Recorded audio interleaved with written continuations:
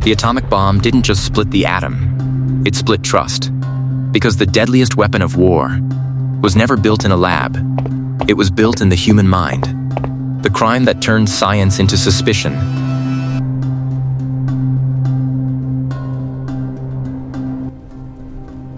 World War II reshaped the planet in fire, and in its final years, the United States gathered the greatest scientific minds in secrecy to build a weapon that could end all wars. Los Alamos, New Mexico, became the heartbeat of an invisible empire of knowledge, hidden behind fences, guards, and silence. Scientists worked day and night under strict security, designing lenses made of explosives, calculating implosion symmetries, and forcing the atom to reveal its deepest power. Radios were monitored, conversations were guarded, and every file was stamped with secrecy. The desert air tasted like dust and destiny as the world's most dangerous secret was born in isolation. And although the project was cloaked in layers of classification, the truth had already begun to slip through cracks no one could yet see. Among those working on the project was Dr. Klaus Fuchs, a German-born physicist who had fled the Nazis and earned the trust of his British and American colleagues. Quiet, disciplined, and precise, he worked on critical calculations related to the bomb's core. But beyond his brilliance lay a belief: no single nation should control a weapon of such magnitude. Behind closed doors and coded messages, he began passing detailed atomic information to the Soviet Union. He never raised suspicion. He never hesitated.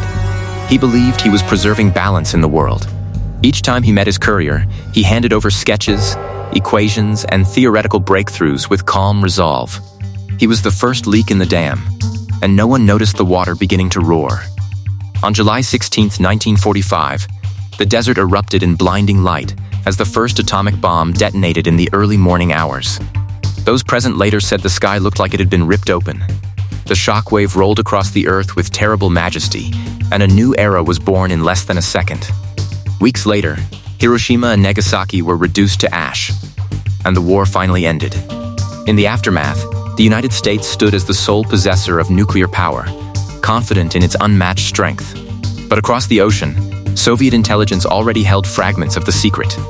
They knew too much. They knew it too soon. And they were not finished. By 1949, shock spread through Washington like an electrical surge. The Soviet Union announced it had successfully detonated an atomic bomb. Many doubted it, but testing confirmed the unthinkable. America's nuclear monopoly was gone. Panic ignited in the highest levels of government. This could not have happened without espionage. There had to be traitors inside the Manhattan Project. Every file was reopened, names were reviewed, movements were traced, and slowly, a familiar name emerged from the shadows: Klaus Fuchs. British security interrogated him.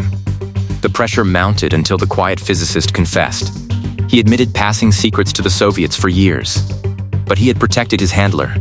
He claimed he never knew his American contact. The FBI needed that link. They dug deeper, following every lead, every rumor, every unexplained meeting. Eventually, the trail led to a new figure: Harry Gold, a Philadelphia chemist. Gold was unassuming, polite, forgettable, exactly the kind of man no one watches. But he had been a courier for the Soviet Union since the 1930s, quietly carrying scientific data, money, and messages between spies. When the FBI confronted him in May 1950, he did not run. He confessed. He confirmed his role with Fuchs. And then he said something unexpected. He had also traveled to New Mexico to pick up atomic information from another source in 1945. The man's name was David Greenglass. David Greenglass was a former Army machinist assigned to Los Alamos during the war. When FBI agents tracked him down, he tried to lie at first. But the evidence was tightening around his throat. He eventually admitted he had passed sketches and details about the bomb to the Soviets. He was nervous, sweating, cornered. The agents asked him who recruited him. His shoulders dropped. His eyes shifted. Then, he spoke the words that would ignite one of the most controversial cases in American history. It was my brother-in-law, Julius Rosenberg. In that moment, the investigation shifted from a leak in the laboratory to a network in New York City. The FBI had found a door, and behind it was an entire web. Julius Rosenberg was not a physicist. He was an electrical engineer in New York, a husband, and a father of two. But he was also a committed member of the communist movement in America. Someone who believed the Soviets deserved access to the same information as their wartime allies. He had joined the Young Communist League as a teenager and built connections inside leftist organizations throughout the 1930s. He married Ethel Greenglass in 1939, and together they immersed themselves in communist ideology. To them, loyalty to the cause was greater than loyalty to country. Julius was intelligent, persuasive, and quietly ambitious. He developed contacts with engineers, soldiers, and government workers, identifying those who could be approached, influenced, or recruited. He was more than just a believer. He was a builder. By 1944, Julius saw his chance. His brother-in-law, David, had been assigned to the Manhattan Project. Julius understood exactly what that meant. During a visit, he and Ethel pressed David and his wife, Ruth, to share whatever information they could. At first, David resisted, but the idea that he could help the Soviet Union, America's ally at the time, made it feel less like betrayal and more like contribution. He agreed. Julius taught him how to write down details safely, what to look for, names of scientists, and possible recruits. David provided sketches of experimental implosion systems. He shared lists of colleagues. He described the assembly process. Julius collected everything, carefully coordinating with Soviet handlers. Each transfer was planned with meticulous precision. Information moved through hands like a shadow. Julius used code names, recognition phrases, and dead drops. One of the most famous signals involved a torn Jell-O box. One half was given to Julius's contact. The other half was held by the courier. When they met, the pieces fit together perfectly, proving identity. In June 1945, couriers were sent to Albuquerque to collect information from David. Harry Gold arrived at the Greenglass home, used the phrase "I come from Julius," and matched the Jell-O box halves. David handed over envelopes containing bomb sketches. In return, Gold gave him $500. The network was working flawlessly. From Los Alamos to New York to Moscow, the Soviet Union was receiving the heart of the American atom. Inside the Rosenberg home, the work continued. When David returned to New York on furlough, Julius asked him to write up everything he knew about the bomb. David spent nights drawing diagrams and descriptions. When he gave the notes to Julius, the handwriting was messy and inconsistent, dangerous if intercepted. Julius turned to Ethel. She sat at a small typewriter in their apartment, her fingers calm and steady as she converted sensitive handwritten notes into neat, organized pages. While she typed, Julius burned the original papers in a frying pan and flushed the ashes down the drain. It was a chilling contrast, domestic routine fused with high treason. The Rosenbergs believed they were serving history, not betraying it. The Soviet handler overseeing much of this network in New York was Anatoly Yakovlev, operating under diplomatic cover as vice consul. He met couriers in cars and on street corners, collecting packages and issuing instructions. Julius acted as a recruiter and facilitator, bringing in individuals like Morton Sobel, a radar engineer and their former classmate. Julius wanted engineers, weapon designers, radar experts, anyone with access to vital military technology. By 1945, the Rosenberg spy ring was fully operational, passing not just bomb secrets, but radar and aviation data. Julius took pride in building the network. He believed he was helping create a balanced world order. The Soviets rewarded him with gifts, money, recognition, and promises of a better future. But networks built in shadows are always hunted by light. The end of World War II did not bring peace to the realm of secrets. It merely shifted the battlefield. As the Cold War emerged, suspicion thickened like fog over every institution. The United States and the Soviet Union, once allies of necessity, became rivals of ideology and power. Intelligence agencies on both sides intensified their efforts, building webs of informants, double agents, and covert operations. The Soviet Union began absorbing the atomic data it had gathered, accelerating its own nuclear program. American officials, unaware of how deeply they had been infiltrated, believed they still held a significant technological lead. But beneath the surface, pressure was building. When the Soviets detonated their first atomic bomb in 1949, the explosion echoed not only through the atmosphere, but through every security office in Washington. Something had gone terribly wrong. The FBI launched an immediate and sweeping investigation into atomic espionage. They reviewed old security clearance files, tracked former Manhattan Project employees, and re-examined every known connection between American scientists and leftist organizations. Klaus Fuchs's confession was the fuse. Harry Gold's cooperation provided the next spark. And when Gold mentioned his contact with David Greenglass in New Mexico, the flame found its path. FBI agents brought Greenglass in for questioning. At first, he resisted, trying to shield himself. But when confronted with mounting evidence and the threat of severe punishment, he broke. He admitted giving atomic data to a Soviet courier. He admitted his wife knew. And then he spoke the name the FBI needed: Julius Rosenberg. From that moment forward, the question was no longer whether there was a spy ring. It was how far it reached. The FBI began surveillance on Julius Rosenberg immediately. They traced his past employment at the Army Signal Corps, reviewed his dismissal for communist ties in 1945, and uncovered his connections to known party members.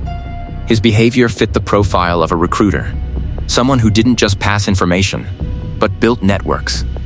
Agents tracked visits, phone calls, and financial inconsistencies. They spoke to colleagues and neighbors. What they found painted a picture of a man deeply ideological and extremely careful. He had surrounded himself with individuals in sensitive positions, many of whom had technical expertise or government access.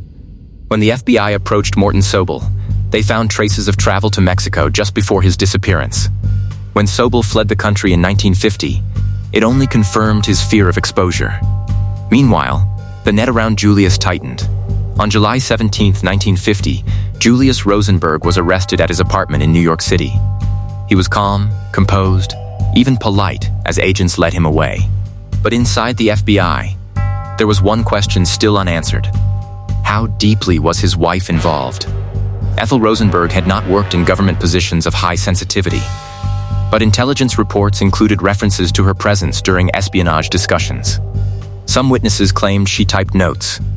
Others said she was fully aware of Julius's activities and supported them ideologically. The FBI approached her brother, David Greenglass, again. He hesitated. Then, he said what the government needed. Ethel had typed the atomic bomb notes. That statement, whether fully accurate or not, was the turning point. On August 11, 1950, Ethel Rosenberg was arrested. She was handcuffed in front of her children. Her expression was controlled, but her eyes revealed the weight of what was happening. The FBI believed that arresting her would pressure Julius into confessing and revealing additional members of the spy network. They assumed no man would allow his wife to face the death penalty. But Julius remained silent. He denied everything. He never cooperated. The FBI, realizing they had uncovered the core of the ring, moved forward. Morton Sobel was captured in Mexico and extradited to the United States. Soviet handler Anatoly Yakovlev fled the country before he could be arrested. The U.S. government prepared for trial. The press sensed a historic case. The atmosphere in the country was already tense. McCarthyism was rising.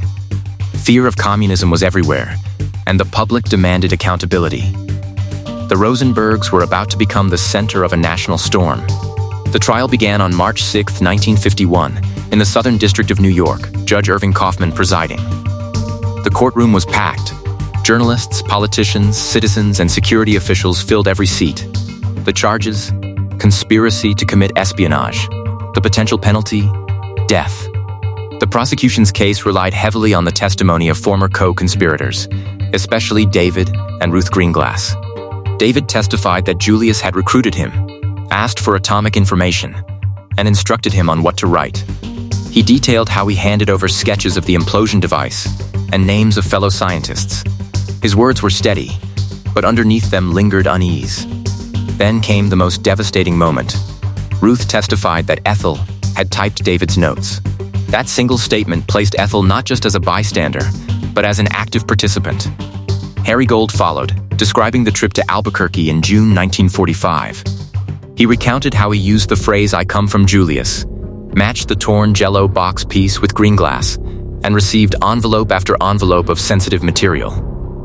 His testimony provided the operational bridge between Los Alamos and New York. Then came Max Ellicher, who connected Julius and Sobel to communist cells and classified engineering data. He described meetings, discussions of military secrets, and Sobel's requests for access to progressive students who might be recruited. His testimony revealed the broader scope of the network. Finally, Elizabeth Bentley, a former communist courier who had defected, described the structure of Soviet espionage operations in America. She recounted how a man named Julius in Knickerbocker Village had been identified by party members as a key contact and leader of a cell of engineers. Although she could not make a positive identification in court, her description aligned closely with Julius Rosenberg. The defense argued that the case was built on the testimony of compromised witnesses seeking reduced sentences. They maintained that no physical evidence tied the Rosenbergs to espionage. They emphasized the lack of documents or photographs. They suggested that the government was scapegoating them for political purposes. But the atmosphere in the courtroom was not neutral. The judge, the jury, and the public felt the weight of national security on their shoulders. The Cold War was escalating. Fear was high.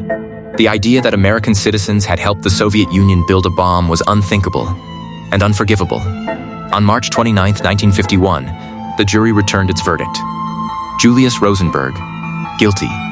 Ethel Rosenberg, guilty. Morton Sobel, guilty. The courtroom fell silent. The next phase left the nation stunned. Judge Kaufman sentenced Julius and Ethel Rosenberg to death. Sobel received 30 years in prison. Ethel's sentence shocked many, even some within the government. But Judge Kaufman declared that their crime had already caused, in my opinion, the communist aggression in Korea, with the resultant casualties exceeding 50,000. He accused them of putting countless American lives at risk. The death penalty, he claimed, was not only justified but necessary. As the Rosenbergs were led away, their faces remained composed. They continued to deny all charges. They refused to implicate anyone else. They insisted they were innocent. And in that defiance, they ignited a global debate that would burn long after the courtroom lights dimmed. The verdict sent shockwaves far beyond the courtroom. Across the United States, some saw the Rosenbergs as traitors who had endangered national security at the height of global tension. Others saw them as victims of political hysteria in an era when fear of communism was tearing the country apart. Newspapers published bold headlines, radio hosts debated late into the night, and everyday citizens argued in living rooms and street corners. But the controversy was not limited to America. In Europe, Asia, and Latin America, intellectuals, activists, and political parties demanded a closer look at the case. Were the Rosenbergs truly guilty, or were they being sacrificed to send a message? As Cold War propaganda spread, the Rosenberg case became a global battleground of ideology. The Communist Party, which had initially remained mostly silent, soon mobilized. The National Committee to Secure Justice in the Rosenberg case formed, launching a widespread campaign to overturn the death sentences. Pamphlets were distributed. Articles appeared in newspapers. Petitions circulated demanding clemency. The committee claimed the trial was unfair and the sentence inhumane, especially for Ethel, a mother of two. Rallies were held in major American cities. Speakers argued that the government was using fear to crush dissent. In New York alone, thousands gathered in Union Square, chanting for mercy. As weeks turned into months, the movement grew. In 1952, the campaign escalated into a massive international effort. Protests were organized outside American embassies in Paris, Rome, London, and other capitals. Writers, artists, and religious leaders spoke out. Many questioned whether the evidence against Ethel was sufficient to warrant death. Some suspected the government was using her as leverage to force Julius to confess. Others believed anti-communist sentiment had clouded justice. The case evolved from a legal matter into a symbolic struggle over civil liberties and political power. The Rosenberg supporters framed them as martyrs of the Cold War. Their opponents insisted the stakes were too high for leniency. One of the most striking demonstrations came in Washington, D.C. In December 1952, protesters formed a 24-hour picket line outside the White House, holding signs and candles through freezing nights. They called it the Clemency Vigil. It lasted from December 27, 1952 to January 17, 1953, more than 500 continuous hours. Hundreds participated, some traveling long distances to take part. They prayed, sang, delivered speeches, and pleaded with President Harry Truman to intervene. But the White House remained silent. Truman left office without granting clemency. When Dwight D. Eisenhower became president, hope briefly resurfaced. Eisenhower was known as a deliberate, thoughtful leader. Rosenberg supporters believed he might commute their sentences to life in prison. They sent letters, telegrams, and petitions with tens of thousands of signatures. But Eisenhower reviewed the case thoroughly and delivered a firm response. On February 11, 1953, he denied clemency. He stated that the Rosenbergs had committed a most serious crime by delivering atomic secrets to a foreign power, endangering countless lives. He said their actions had betrayed the cause of freedom itself. The message was clear. The sentence would stand. Legal appeals continued. The case moved through the U.S. Court of Appeals, then to the Supreme Court. Defense attorneys argued that the Rosenbergs had been tried under the wrong law, claiming the 1946 Atomic Energy Act should apply rather than the 1917 Espionage Act. They contended that the jury had not been given the opportunity to recommend life imprisonment instead of death. Judges examined every angle of the case. Hearings were held. Petitions were filed. Yet every appeal was rejected. The courts insisted the trial had been fair, the evidence overwhelming, and the legal process upheld. Time was running out. The execution was scheduled for the week of June 15, 1953. As the date approached, public tension reached a breaking point. Demonstrations surged across multiple cities. In New York alone, thousands of protesters boarded what were called clemency trains, traveling to Washington to demand leniency. On June 14, 1953, an estimated 6,800 people formed a massive protest near the White House. They carried banners and shouted chants. Some knelt in prayer. The National Committee held a large prayer meeting, with speeches delivered by prominent religious figures. The crowd overflowed into streets, watched closely by police. Yet the government remained unmoved. Then, in a dramatic twist, on June 17, 1953, just 2 days before the scheduled execution, a Supreme Court justice granted a temporary stay of execution. The news electrified supporters. Crowds cheered outside the White House. For a brief moment, it seemed possible the case might be reconsidered. But the victory was short-lived. The government immediately appealed. The next day, the full Supreme Court was called into a rare special session. In a decisive ruling, the court voted 6-3 to vacate the stay. The execution was back on schedule. The last legal barrier had fallen. On June 19, 1953, the final requests for clemency reached President Eisenhower. Once again, he refused. In his statement, he said the Rosenbergs' actions had immeasurably increased the chances of atomic war, and that by their betrayal, they may have condemned to death tens of millions of innocent people. He concluded that intervening would be an injustice to the nation they had put at risk. With those words, the fate of Julius and Ethel Rosenberg was sealed. That evening, the couple were moved to Sing Sing Prison in Ossining, New York. The air was humid, thick with summer heat. Outside the prison, protesters gathered in silence, holding candles that flickered in the dusk. Inside, guards followed procedure with practiced solemnity. At 8:05 p.m., Julius Rosenberg was escorted into the execution chamber. He walked steadily, his face expressionless.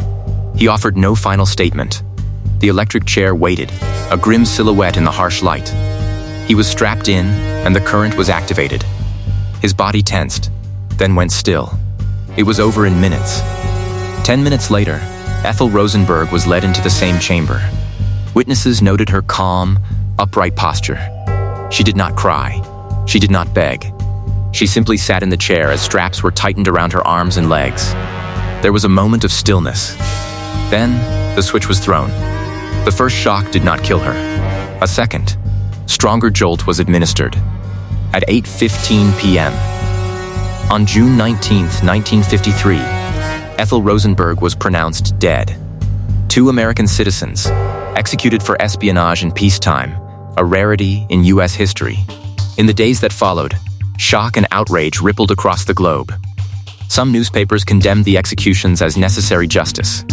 Others called them state-sanctioned murder. Protests erupted in cities across Europe. In Paris, crowds clashed with police. In Rome and London, mourners held vigils. In the United States, debates ignited in universities, churches, and homes. Were the Rosenbergs guilty? Were they scapegoats? Did the government overreach? Had the fear of communism distorted justice? The questions persisted long after the courtroom closed. David Greenglass, whose testimony had been crucial, served 9.5 years in prison before his release in 1960. He later acknowledged that he had implicated his sister Ethel to protect his own wife from prosecution. Morton Sobel was released in 1969 after serving 17 years of his 30-year sentence. Years later, he admitted he had indeed spied for the Soviet Union. As time passed, declassified Soviet documents confirmed that Julius had provided information to the USSR. However, historians still debate how much he actually contributed to the atomic program. Regarding Ethel, even some intelligence officials later suggested her role was smaller than originally portrayed. But by the time these nuances surfaced, history had already made its judgment.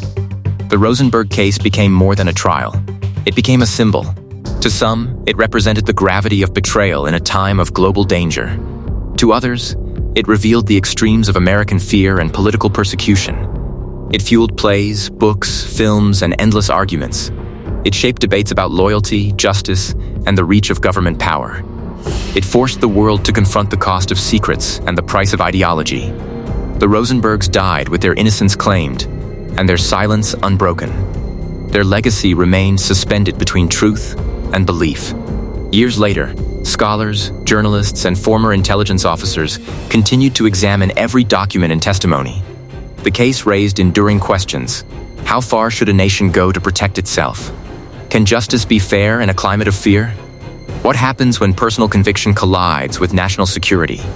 In the end, the Rosenberg story was not just about spies. It was about a world transformed by knowledge, divided by ideology, and haunted by the possibility that ordinary people, under extraordinary pressure, could reshape history in ways they never fully understood. The world never forgot the names Julius and Ethel Rosenberg.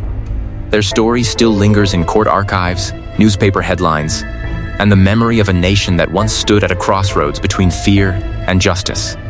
The secrets they carried lived on, silent but powerful, reminding each generation that information can change the balance of power, and that the price of silence, loyalty, or betrayal can reach all the way to a prison chamber on a humid June night, when the future of nations trembled behind locked doors and the lights flickered against the dark.